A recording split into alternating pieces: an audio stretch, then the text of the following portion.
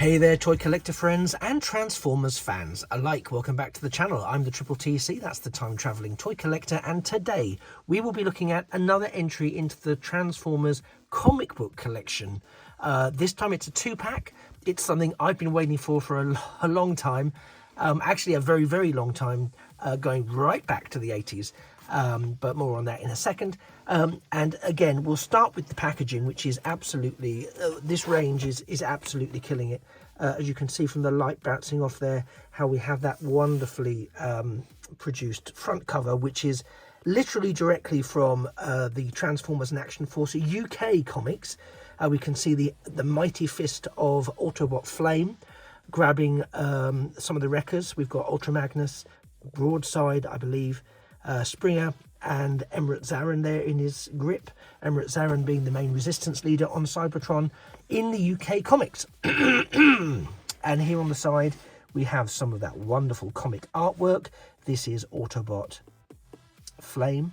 This is the Autobot resistance leader Emirate Xaaron, who to me always resembled a sort of smaller version of G1 Megatron, but enough of that for now. On the back, another rendition of Autobot Flame. For context, he's an Autobot scientist that goes a little off the rails, as so often scientists can do during wartime. And here we have the obligatory product shots, Emirate Xaaron and Flame, and their respective alt modes, which are in some respects similar. They're Cybertronian tank weapony type vehicles. And it's another 40th anniversary piece of work. We can see some of that carbonized artwork on the side there that is so lovely. And there is also some of it continued on the top there with Flame and Emirate Xaaron respectively shown on the top. Now, when I say I've been waiting for this since the 80s, that's not a lie. Back in the 80s, where we had nothing akin to the internet, we had no way of knowing what figures were coming out next and what was being released until it was advertised and indeed showing up on our leaflets. So the UK comics, along with that, I imagine the US comics as well, also took the liberty, artistic liberty, and totally rightly, to create some of their own characters. And I suppose when you create your own characters and invest them into the stories, you're also giving yourselves disposable characters, because to all intents and purposes, some of the Autobots and Decepticons in the mainline range that were appearing in the comics, they couldn't really kill them off, certainly not at the start, because they wanted to sell them. So, you know, if you kill off your characters, you're killing off your darlings. You're not going to be able to, people aren't going to want to buy I was going to say people aren't going to buy the corpses of dead robots, but of course Marvel and Hasbro has rather proved us wrong on that in the Studio Series 86 range, but that's a whole other video. But what we were looking for, certainly I was looking for, were Autobots like Transformers like Straxus, like Flame, like Emirate Xaaron, key players, and sadly players that were never manufactured into figures. So this range is phenomenal for people like me, I think, but certainly for me, when suddenly these characters, who weren't even in the mainline American series to my knowledge, they were only in the UK series of comics, are now here in 2024 at the 40th anniversary of Transformers being given their own figures. So I'm about to open the box and show you how they come presented. Before I do that, if you're liking the content that I do, please do like this video. And this is just a gentle reminder / plea to subscribe to the channel. It's completely free. There's no request for joining Patreon, etc. I don't have a Patreon or anything like that. So it won't cost you anything apart from a quick click. And then you'll have notifications as and when I'm posting new material. There's no obligation to watch everything. It just really helps me get to my next subscriber milestone. And if you do, let me know in the comments that you've subscribed. I will thank you most personally as quickly as I can. Anyway, thank you. If you're just here for the ride, no problem whatsoever. Let's get on with it. So again, here we have this wonderful reproduction of a UK comic cover. It's so fantastic. It's even got Action Force. For anyone who's unaware, Action Force was the UK branding for G.I. Joe, before it all just merged into G.I. Joe. We had Action Man, first of all, which was sort of the male equivalent, but this isn't going to do it justice, of where and I know it's very gender specific at the because it was a gender specific put my teeth in time in toy collecting. It was the equivalent and opposite of sort of Barbie and Cindy with all their various accessories and things. So we had Action Man with all of his accessories and things, and that morphed into the Action Force range, which was the much smaller kind of action figure range, and that also, much like Transformers, got its own media, although much less so than Transformers back in the day. But yeah, we're not here to talk about G.I. Joe or Action Force today. We're here to look at what's inside the packaging. Again, we have that wonderful Velcro, as you can hear, front that is held in place. We open it up, and there we have Emirate Xaaron, Resistance leader of the Autobots, all tied in, and Autobot Flame. We also have a teeny bit of the artwork here, a little bit of blurb around Emirate Xaaron, and a bit of blurb around Autobot Flame. And I'm going to say this. I've got two things. I've got the good and the bad. The good is I love how they've committed to this. Now, I know that these are retools of other figures. And most of you probably know they're retools of other figures. But you know what? I don't care. Because the retool and the repaint is so substantive that, to me, these are Autobot Flame from scratch and Emirate Xaaron from scratch. Even though I know that adult me knows full well they're not. They are retools. To me, that's what I'm seeing. I'm not seeing elements of retooling because they've been so clever in how they've done it. And they've gone to such lengths. Now, obviously, you can see I haven't even taken these out of the packaging yet. But there's a reason for that. I just want to show off a point that I have made in previous sets. But I think this is such a wonderful two-pack. And it's the two-pack that I don't think we really saw coming.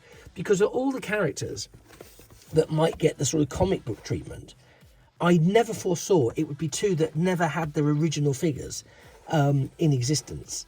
And it's just wonderful. It's just great. I know it sounds a cliche, but I think it's just a fantastic time to be a Transformers fan and a collector, because these are fantastic looking figures. Whether they're fantastic to handle, we'll find out in a second. So that's all part of my great big good. The not so good is I love this box. They put a lot of time, effort and stuff into this box, much like the others in this range. However, I can't present and display these two figures in this box without leaving them in there. So if I want to take them out and mess with them and look at them, I can never get them back in the way they are now because of how they're sort of tied in with the little plastic cabley things. So that disappoints me, because they've gone to such great lengths to create a presentation feel that the presentation feel is almost diminished the moment you take them out. You know, it doesn't have an additional backdrop feature in there that I could use to display them. And to be honest, I wouldn't want to. I think this is a fantastic display piece. But unfortunately, once I take them out of here, that's it. So bear that in mind. I mean, I can put them back in, but they'll be sitting below this lip. Well, we'll see what it looks like a bit later. But yeah, so and I think that's a shame. I just think it's just a little bit of a shame we don't have a bit of follow through in the design aesthetic around how to present the figures and still give you accessibility to them as the toys that they are. You know, I think if you almost are being, I'm not saying they are doing this, but cynical me says you almost are being persuaded to get two, one to leave them in there for display, and one so you actually got a pair in hand to manipulate and photograph or play with, or whatever you want to do with them. But that could just be me being a bit manipulative, being a bit old school and cynical. I also think it's a bit odd, and again, it could be me, that the names are the wrong way around. So Autobot Flame is this way, Emirate Xaaron is this way. They could have just either flipped that or flipped them how they're in there. It's just a little tiny thing, but again, when I stand them in here later, just to see what that looks like, I'll do them the other way around so that the names actually correspond to the figures, you know. Anyway, that's enough of my whinging and moaning about the packaging. It still, to my mind, is a wonderful piece of display packaging, as is. But I'm now going to take a couple of minutes to get them out into their and handle them in robot mode, so I can talk you through that. Don't touch that dial. So I've cracked them out of the box, and I've also attached their accessories. And I've got to say, even taking them out of the box, it just feels so great to have these characters in hand. So let's start off with the smaller of the two pieces, which is the Autobot Resistance leader, Emirate Xaaron. Now, I think I've seen some people commenting online that he's a lot smaller than they think he should be. I don't know that I think that's the case. I think, because again, you see him with some of the other Autobots, I think if he was much bigger than this, it would look a bit wrong. And don't forget, he's an ancient Autobot. And I love, you can see here, we've got some of that sort of dot matrix printing stuff on his chest there to convey the artwork. Same with the dark shading there and on there. He has this unit which is a shield, supposedly, which sort of stays there. His gun I've attached to his back. That isn't where it's supposed to go. I'm being a bit naughty. It's actually supposed to go in his hand here, although you could also attach it there or there. But for now I'm going to put it there, because he very rarely had a gun in my remembrance of the character.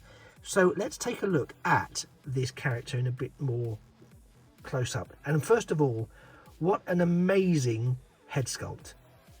An amazing head sculpt. This is phenomenal. I mean, it is the cartoon.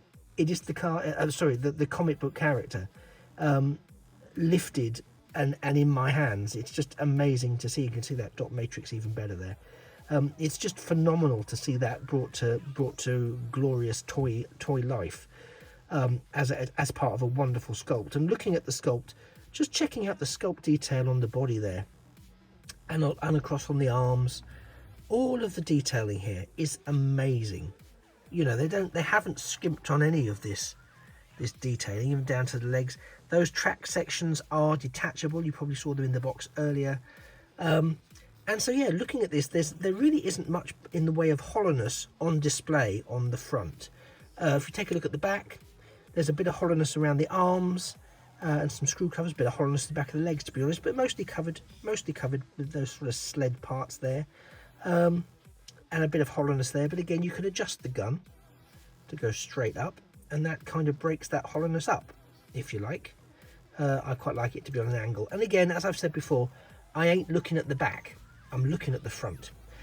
He doesn't sport an Autobot logo, which I can't remember whether that's comic book accurate or not, but I suspect it is. But I just like them to have the logo on them, but he doesn't.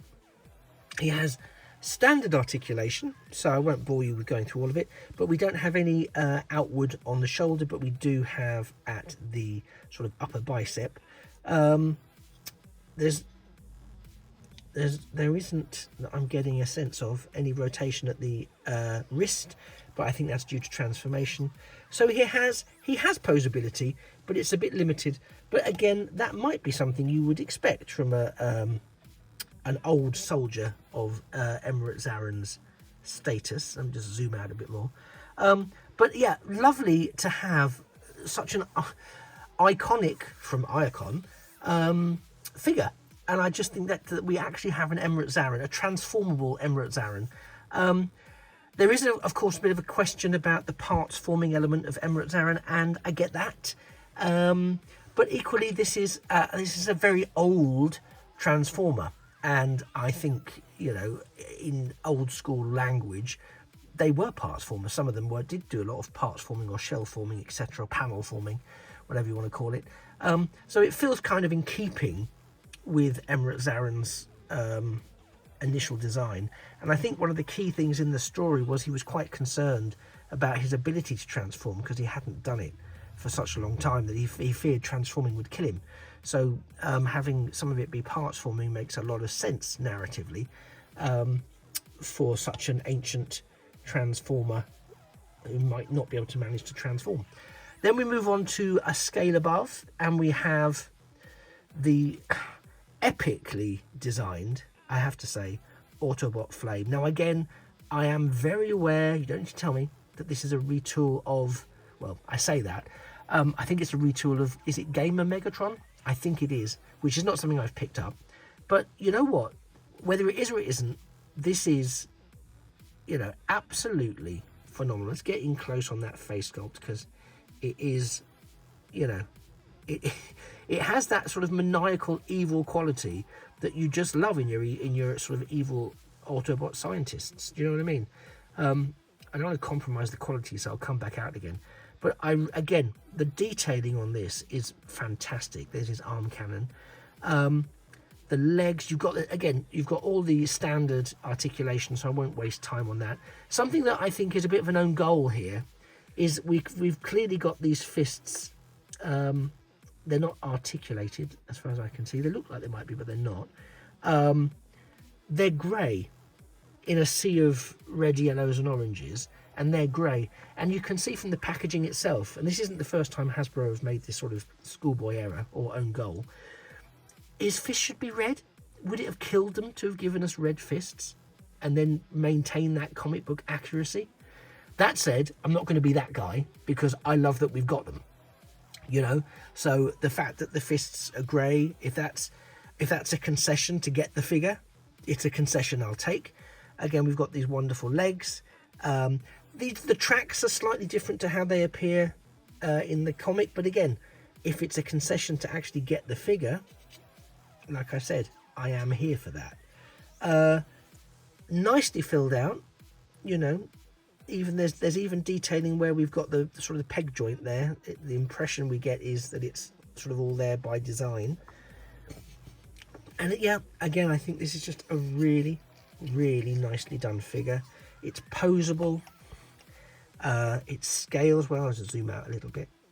And yeah, he has that kind. And both of the characters, both of the figures, sort of have an attitude to them. They have their own attitude, but they have one. You can sort of see it there's almost a swagger to the stance that Flame takes, and there is something in the sort of the gait of Emirate Xaaron that says "weary old leader."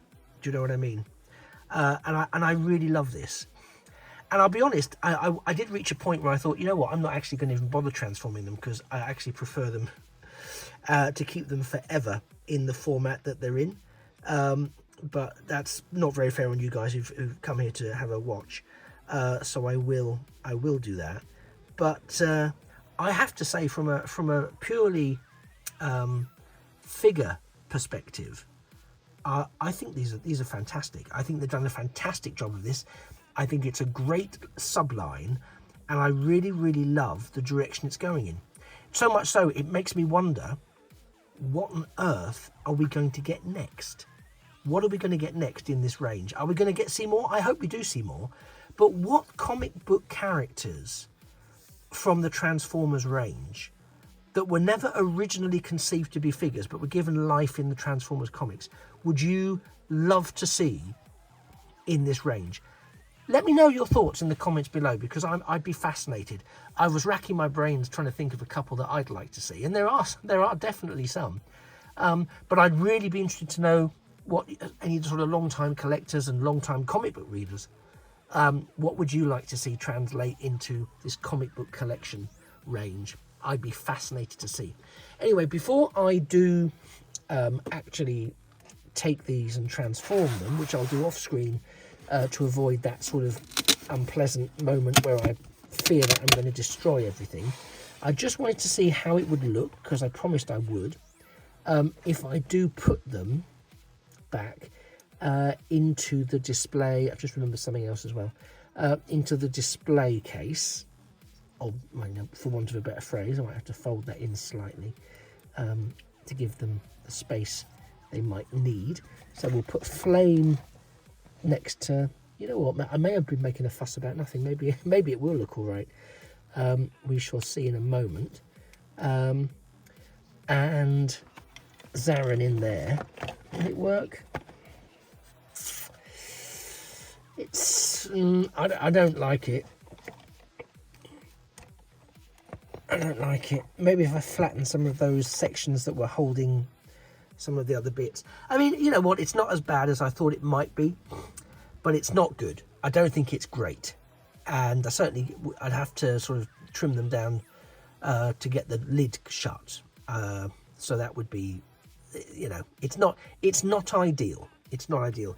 The thing I just remembered, and I know other people have talked about it, is that in terms of posability, there are these tabs here on the back of the knee that limit the knee. I think I've done it actually. Yeah, that limit some of the knee articulation. And it's something to do, well, I don't know what it's to do with, but I believe from listening to other people who've talked about it, it is linked to the transformation on the original mold of this figure. So I think that's the Gamer, because I gave a Galvatron, but Gamer Megatron, or whatever it was. And it wasn't fixed for this. So I don't know why that was, or even if there is a reason for it. But it does slightly hinder the knee articulation. But that said, you can still pose it quite well. So there's not a huge amount of issues generated from my point of view yet with that. But honestly, these are great looking figures, and before I've even transformed them, I would be recommending them too. If you're a collector of good solid Transformer figures, especially some of these classic characters that have never been given figures before, to my knowledge at least, certainly not that were comic book accurate, then these are the way to go. Okay, right, bear with me, and I'm going to transform them up. I shall come back and let you see the results and give you any feedback on how easy, difficult, or potentially damaging those transformations are. Okay, don't touch that dial. So here we are with Flame and Emirate Xaaron all transformed up into their alternate modes. And in general, these are quite straightforward and simple transformations. I am, however, convinced all the more, having done them, that I will be keeping them in their robot mode. But let's take a closer look. So let's go with Flame first. You can see he's all scooched together, basically folded in himself. There were a few issues. I won't pretend there wasn't. Again, part of the issue, I think, is that it's a very stiff, brand new toy. So consequently, some of the transformation is a little bit stymied in that respect. You can see the underside there. There's a lot of folding in and squooshing together. I wasn't a fan of this bit because it just looks like it's been squeezed together and doesn't really tab in at all. So I don't really know why the design lent into that. And a lot of this is quite tricky and challenging to get to tab in. And there's a lot of squeezing and hoping for the best in pulling the leg sections, which essentially form a sort of a shell around the outside. But it's a decent enough flame-throwing space tank. It's representative, very representative of how he appeared in the comic book. So, gets my vote on that front. But yeah, in terms of how it looks, I mean, there might be some toy hack stickers I've not checked that would, or similar, that would do some wonders for this. But I do like it, don't get me wrong. But for me, it doesn't have the same oomph or impact as the robot mode. So for me, nice to see it in action. It will be the robot mode from now on, though. Emirate Xaaron, again, I don't think we ever saw in the comics his alternate mode. So that gave them quite a bit of leeway in terms of what this could look like. And there are some nice details, don't get me wrong. There's the sort of stairway up there, which gives it a sense of scale if it was for sort of humans or whatever. There's a cockpit section there. The reason I'm sounding a little bit sort of meh about the whole thing is because, again, it was a real challenge to get everything tabbed in, because it does feel like it's just transforming for the sake of transforming. That said, again, you do get some very nice detailing, as I've mentioned, but most of it is the detailing we've already seen. And again, even to get the tabs to stay in, not everything lines up properly. And as I say, it's my first time transforming it, so it could well be there's some human error there.